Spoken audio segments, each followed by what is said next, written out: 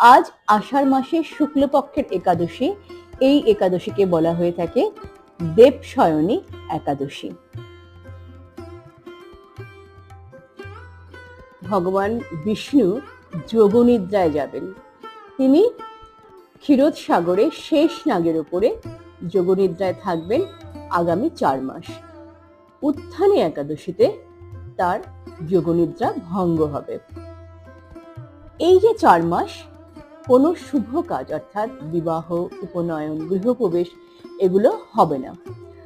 4 মাসের পর অর্থাৎ কার্তিক একাদশীর পর থেকে, দেবউত্থানী একাদশীর পর থেকে আবার সমস্ত শুভ কাজ শুরু হবে। এই 4 মাস আধ্যাত্মিক যাত্রার জন্য অত্যন্ত শুভ ও প্রশস্ত।